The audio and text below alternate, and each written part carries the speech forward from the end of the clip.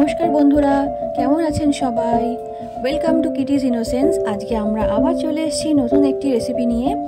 পুরো ভিডিওটা দেখবেন, আশা করি খুবই ভালো লাগবে। আমাদের আজকের রেসিপি হলো কারি পাতা দিয়ে চিকেন, যেটাকে আমরা বলবো কারি চিকেন। এই কারি চিকেন বানানোর জন্য আমরা প্রথমে আলুটাকে ভালো করে ছাড়িয়ে নিচ্ছি। এটা যেহেতু নতুন আলু, তাই আমরা জাস্ট ঘষে নিলেই এই খোসাগুলো উঠে যাচ্ছে। তো এই আলুগুলোকে ছাড়িয়ে নিলাম, নিয়ে কেটে সুন্দর করে পিস পিস করে নিয়ে এটা ভালো করে ধুয়ে রেখে দিলাম। এবার কাটছি হচ্ছে পেঁয়াজটাকে কুচো কুচো করে কেটে নিচ্ছি, কারণ এগুলো বাটা হবে, তাই যে কোনো রকম শেপেই আমরা এটাকে কেটে নিতে পারবো।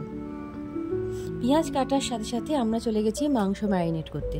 একটু গোলমরিচ আর দই দিয়ে মাংসটাকে আমরা ম্যারিনেট করে আবার চলে এসেছি পেঁয়াজ কাটতে। পেঁয়াজ আর রসুন ভালোভাবে কেটে নিয়ে আমরা চলে যাব রান্নার দিকে।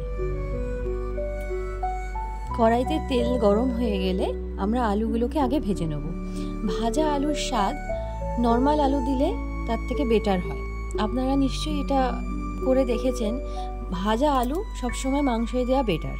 এবার তাতে একটু হলুদ আর নুন দিয়ে নিলাম, দিয়ে ভালো করে আলুটাকে একটু ভেজে নিচ্ছি। বেশ একটু হালকা লাল লাল ভাব যখন আসবে তখন আমাদের আলু ভাজা কমপ্লিট।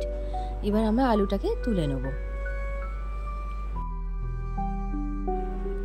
দেখুন, আমাদের কেটে রাখা পেঁয়াজ, টমেটো, রসুন, আদা আর লঙ্কা আমরা এবার একসাথে এগুলোকে পেস্ট করে নেব। জিরে, ধনে আর শুকনো লঙ্কাকে শুকনো খোলায় ভেজে আমরা বেটে নিয়ে করে নিয়েছি ভাজা মশলা। তার সাথে নুন, চিনি, কাশ্মীরি লঙ্কার গুঁড়ো আর হলুদ নিয়ে নিয়েছি। আর এই যে নিয়ে নিয়েছি কারি পাতা, যেটা আমাদের মেন ইনগ্রিডিয়েন্টস। দেখো, আলুগুলো সব ভাজা হয়ে গেছে। এবার কড়াইতে তেল দিয়ে দিয়েছি। এবার ফোড়নগুলো দেব।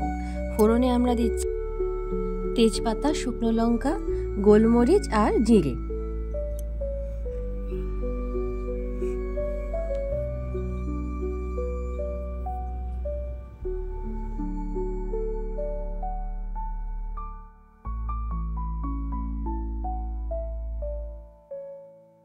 এবারে দিয়ে দিলাম পেঁয়াজগুলো, কুচনো পেঁয়াজটা দিয়ে দিয়েছি। আর কিছুটা পেঁয়াজ আমরা বাটা রেখে দিয়েছিলাম, তোমাদের আমরা দেখিয়েছি। কিছুটা পেঁয়াজ, রসুন, আদা যে বেটে রেখেছি। আচ্ছা, তার সাথে দিয়ে দিলাম হচ্ছে কারি পাতাগুলো। আচ্ছা, এবার আবারও আমরা দিয়ে দিলাম হচ্ছে ওই পেস্ট, যার মধ্যে বাটা পেঁয়াজও কিছুটা দেওয়া ছিল। কিছুটা কুচনো পেঁয়াজ, কিছুটা বাটা পেঁয়াজ আলাদা করতে হয়েছে।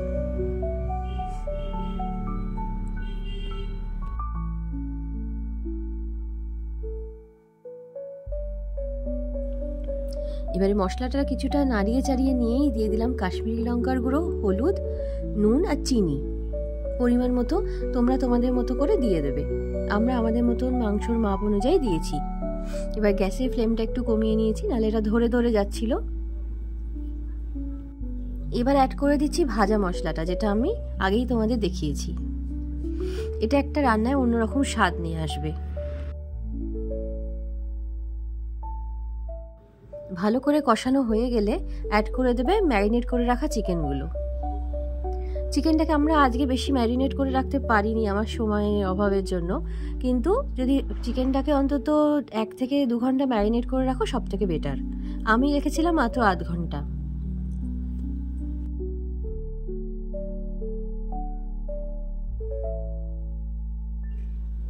এবার দিয়ে দিচ্ছি আমাদের মিক্সিতে যে মশলা লেগেছিল সেই ধোয়া জলটা দিয়ে একটু কষাচ্ছি।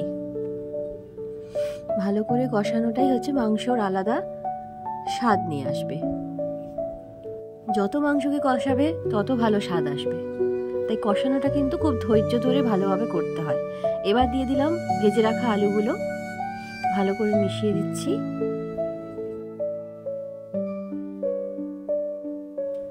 ভালো করে আলুটাকে মিশিয়ে নিয়ে মাংসর সাথে আমরা দিয়ে দিচ্ছি চাপা। 5 থেকে 10 মিনিট পর পর আমরা বারবার এটা খুলে নাড়াবো, কারণ নাহলে নিচে ধরে যেতে পারে। দেখো, মাংসর থেকে বেশ কিছুটা জলও ছাড়ছে। যত ভালো করে কষাবে তত ভালো রান্না হবে। তো এবার দিয়ে দেবো একটু জল। কিছুটা জল আমরা অ্যাড করে দিচ্ছি, দিয়ে আবার কিছুক্ষণ চাপা দিয়ে রেখেছিলাম। এখন খুলেছি। আবারও কিছুক্ষণ চাপা দিয়ে রেখে দিলাম। আমাদের কষানো অলমোস্ট ডান। এবার আমরা অ্যাড করব হচ্ছে জল। তার জন্য করে রেখেছি পাশে গরম জল।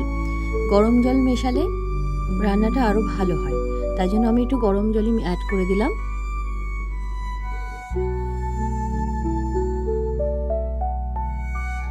চাপা ঢাকা দিয়ে মাংসটা কিছুক্ষণ ফোটানোর পর এবার আমরা অ্যাড করব হচ্ছে কাসুরি মেথি।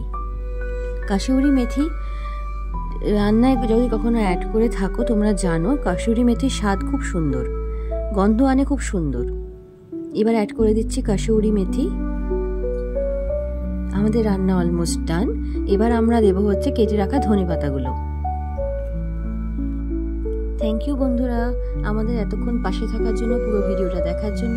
রান্নাটা ভালো লাগলে লাইক, শেয়ার অ্যান্ড সাবস্ক্রাইব করে দেবেন। ধন্যবাদ।